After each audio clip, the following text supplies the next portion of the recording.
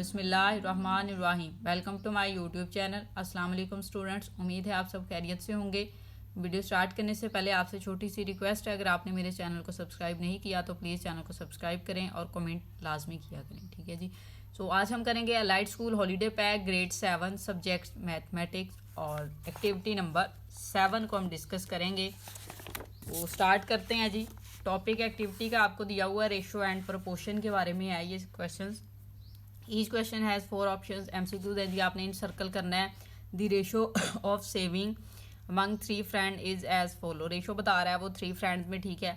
ये रेशो बताई है 4, 5 एंड 5, 7, ठीक है। आहद और आसिफ की उसने ये बता दिया, फिर आसिफ और बिलाल की ये बता दिया। उसने कहा what will be Ahad, Asif, Bilal. तो इसके जो रेशो है आप इन तीनों की को कैसे जाहिर करेंगे या किस तरह से लिखें। इसमें एक चीज़ अगर आप देखें, जब रेशो इस तरह से दी जाती हो तो उसको किस तरह से लिखा जाता है। जो कॉमन रेशो है ना, ये देखें, ये कॉमन रेशो, इसको बिटवीन में लिख लेंगे तो 4:5:7 आंसर आ जाएगा इसका। What is the relation between temperature and hotness of a body. Hotness of a body का टेम्परेचर का क्या आपस में फ़र्क है, तो डायरेक्टली प्रोपोर्शनल है, ठीक है, क्योंकि एक के बढ़ने से दूसरा ऑटोमेटिकली इंक्रीज हो जाता है। 15 masons complete a wall in 2 days. In how many days 10 masons will complete the same wall?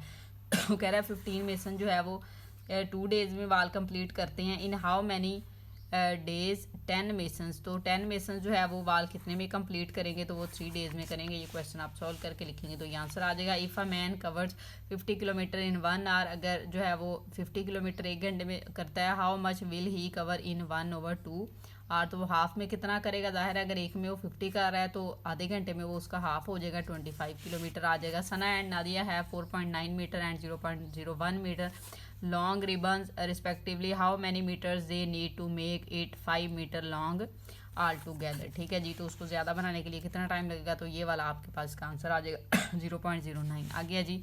A worker completed a wall in 3 days working 3 hours a day. If he works 8 hours a day he will need, तो वो कह रहा है कि 3 days में working 5 our काम करते हैं, अगर वो 8 आवर यूज़ करें तो क्या होगा फिर। मोर नंबर ऑफ डेज उनको लगेंगे या फिर same number of days as before, double of the number of days, less number of days, तो लेस नंबर लगेंगे क्योंकि पहले वो 5 घंटे काम करें एक दिन में, अब वो 8 घंटे करेंगे तो ज़ाहिर है फिर उनको जो है वो कम दिन लगेंगे वो काम कंप्लीट करने में, ठीक हो गया। तो इस तरह से आपने इसको सर्कल कर देना है। नेक्स्ट चलते हैं जी पेज नंबर 11 पे।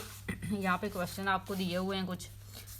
Express each of the following ratio, simplest form में आपने इसको सॉल्व करना है जी। इसकी सिंपलेस्ट फॉर्म जो है वो राइट करनी है। अब ये जो क्वेश्चन आपको दिया गया था, आप इसका ये वाला जस्ट आंसर, ये जो मैंने एंड पे लिखे हैं ये भी आप यहाँ पे राइट कर सकते हैं या आप अपने टीचर से डिस्कस कर लीजिएगा। वैसे मैंने थोड़े से सॉल्व भी कर दिए हैं कि किस तरह से करके ये आंसर आया। रेशो का मीन जो होता है वो डिवीजन भी होता है, तो हमने क्या किया, 0.2 था, उसका पॉइंट डेसिमल जो है वो रिमूव किया, ओवर 10 आ गया, इसका भी रिमूव किया, 10 आ गया, ठीक है। फिर रेशो का मीन बेसिकली क्या होता है, डिवीजन ही होता है। जब 2/10 को डिवाइड करेंगे 3/10 से तो 10 से कैंसिल हो जाएगा और 2/3 रह जाएगा। 2/3 को हम इस तरह से रेशो की फॉर्म में राइट कर सकते हैं, ठीक है जी।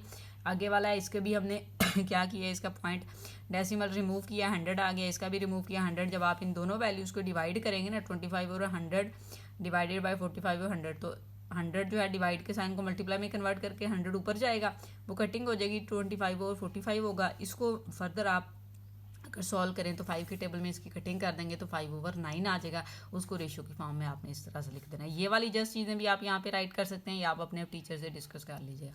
27/9 है तो रेशो का मीन डिवीजन भी होता है। डिवीजन से यहाँ पे इसकी कटिंग करके देख लिया, 9 1 टाइम 9, 9 3 टाइम 27, तो रेशो 3:1 आ जाएगी, ठीक है जी। तो इस तरह से आपका ये सॉल्व हो जाएगा। आगे express each of the following ratio in the, इनको भी सिंपलेस्ट फॉर्म में राइट करना है। अब ये 125 ग्राम 1 kg। अब रेशो जब भी आप सॉल्व करते हैं तो सेम क्वांटिटी के लिए करते हैं।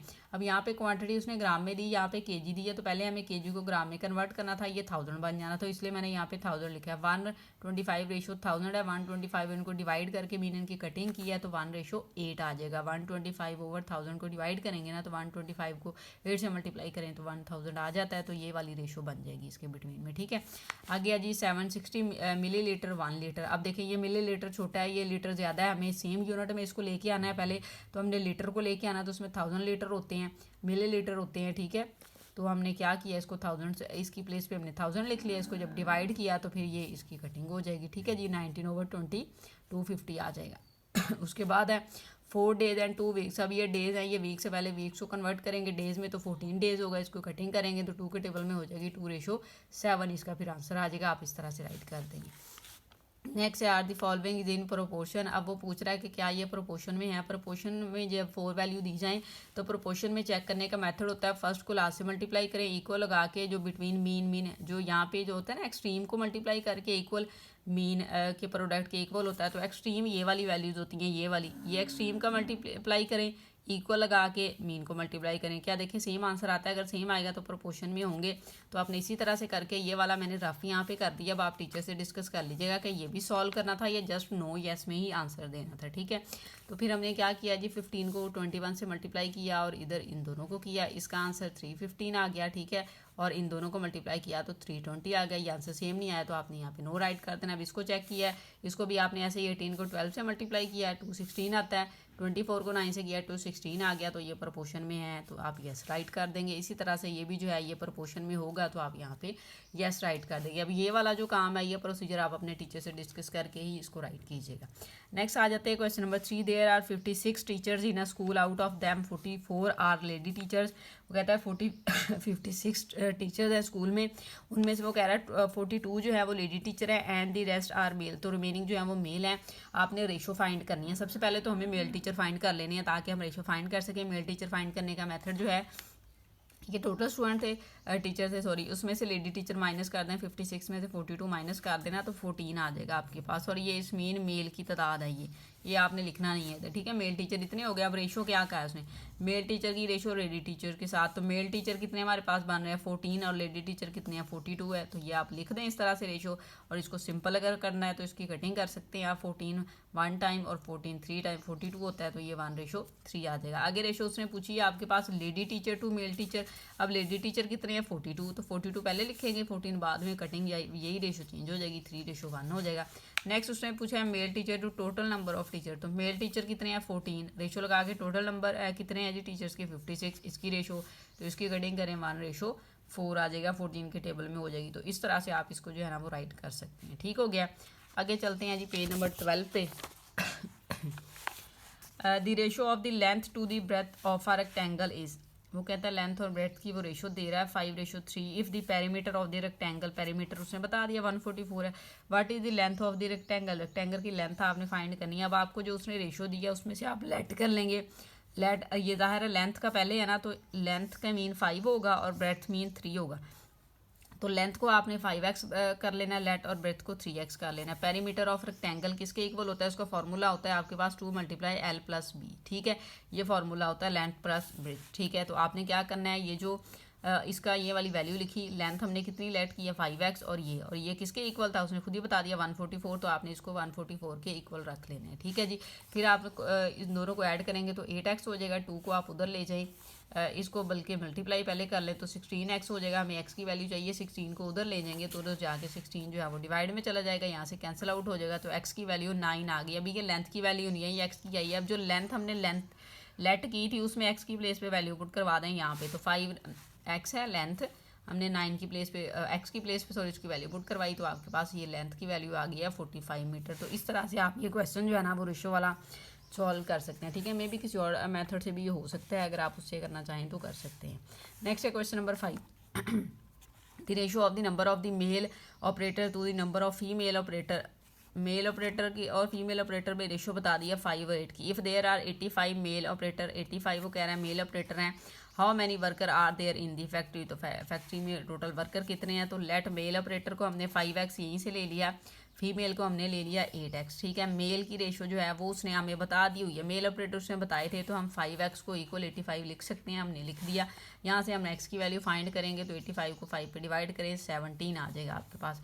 अब फीमेल ऑपरेटर जो है वो आपने फाइंड करने हैं, वो 8x है, तो 8 को मल्टीप्लाई आप कर दें 17 के साथ, तो आपके पास फीमेल की आ जाएंगे ऑपरेटर कितने टोटल बनेंगे, तो ये 136 बन जाएंगे। ठीक है, अब टोटल वर्कर फाइंड करने थे, मेल हमें पता है उसने क्वेश्चन में बता दिया था 85 है, फीमेल हमने खुद फाइंड कर लिया 136, इन दोनों को ऐड करेंगे तो 221 जो है वो आपके पास आंसर आ जाएगा इस क्वेश्चन का। ठीक है, इस तरह से आप इसको समर पैक पे सॉल्व कर सकते हैं। नेक्स्ट चलते हैं जी पेज नंबर 13 पे।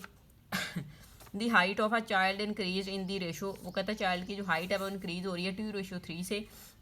दी height at present is 140 centimetre, present उसकी हाइट 140 सेंटीमीटर है, what is the new height, उसकी न्यू हाइट जो है वो फाइंड आपने करनी है। अब रेशो जो है वो बर्ड ही है, इट्स मीन ये ओल्ड वैल्यू थी, ये न्यू, तो ओल्ड और न्यू की रेशो लगाएं तो 2:3 बनेगा आपके पास। और ये वाली हाइट भी उसने कहा है, हाइट प्रेजेंट उसकी 140 है, तो ये भी ज़ाहिर है ओल्ड में जाएगा ना, न्यू आपने फाइंड करनी है। तो ओल्ड हाइट उसकी मीन 2 पार्ट्स में, यहाँ पे 2 है ना, ओल्ड इधर से 2 है, 2 parts is equal to 140 centimeter है। तो 1 पार्ट किसके इक्वल होगा, 140 को 2 पे डिवाइड कर दें तो 1 पार्ट आपके पास आ जाएगा 70 सेंटीमीटर। अब न्यू हाइट आपने फाइंड करनी है, न्यू हाइट में उसने यहाँ पे रेशो आपको दी है 3, तो 3 पार्ट को जो आपके पास 70 आई है 1 पार्ट की, तो 1 पार्ट से 3 तक जाने में आप उसको मल्टीप्लाई कर देंगे 3 को 70 से, तो 210 सेंटीमीटर उसकी जो है वो न्यू हाइट आ जाएगी। ठीक है, तो इस वे में आप ये क्वेश्चन सॉल्व करेंगे तो इंशाल्लाह आपका क्वेश्चन जो है वो सॉल्व हो जाएगा। नेक्स्ट चलते हैं जी, question number 7। Asma made a sketch of the building she lives in. वो कहती है अस्मा जो है वो एक बिल्डिंग जहाँ पे रह रही थी उसकी बिल्डिंग्स का उसने स्केच जो है वो बनाया है, and drew sketch of her mother, और मदर का भी बनाया है, standing beside the building, building की साइड पे खड़ी हैं।